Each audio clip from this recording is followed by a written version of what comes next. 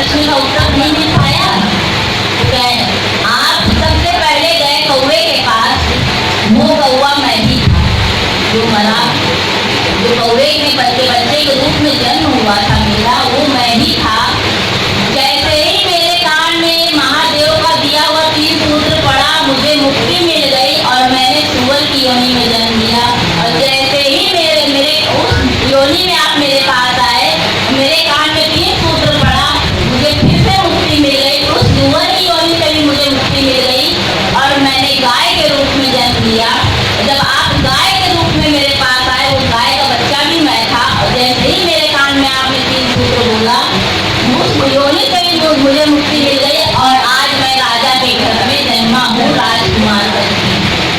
तो आज आप ये जान लीजिए कि शिव चर्चा का क्या महत्व है और ये चर्चा क्यों हो रही है पृथ्वी पर, इसका क्या फलन है।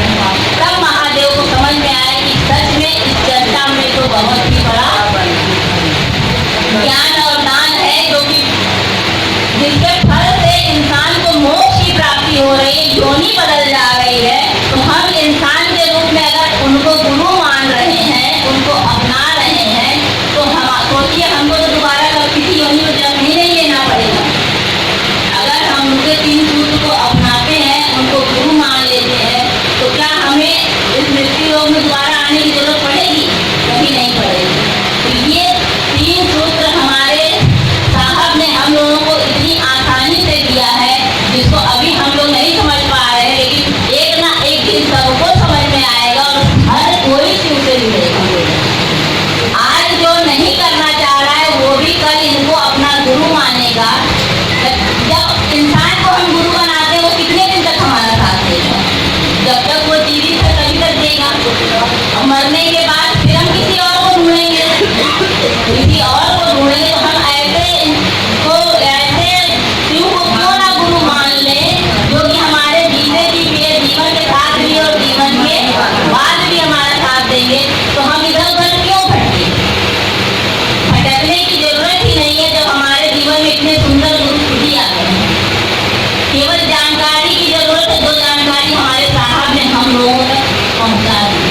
3 सूत्र की इतनी सरल विधि बताई है, जिसको अपना करके हर कोई महादेव को अपना गुरु बना सकता है और उनको उनके शरण में अपने को शिष्य मान करके लगा सकता है।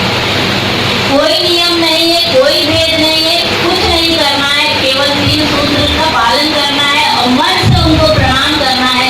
जब हम प्रणाम अच्छे से करेंगे, तभी परिणाम भी अच्छे से आएगा। बिना सही से प्रणाम करे परिणाम नहीं मिलेगा। इन्हीं शब्दों के साथ मैं अपनी वाणी को विराम। भगवान मान के आज उनको गुरु बना के पूछ रहे हैं, तो शिष्य है, सब कुछ अच्छा ही होगा। अब चेला के ऊपर कुछ भी गड़बड़ी आएगी तो गुरु ऑटोमेटिक सही मार्गदर्शन करेगा। जैसे अभी स्कूल 3:30 बजे आ रहे हैं, एक आदमी का पेपर में ड्यूटी है तो नकल कर रहा था। अब गुरु है ना उसके नाम, तो पकड़ लिया नकल करते हुए।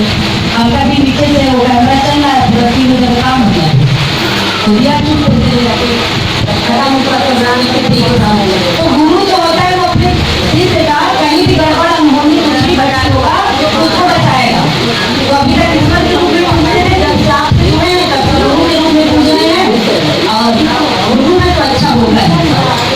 अनुभूति अच्छी नहीं होगी तब आगे भी अच्छा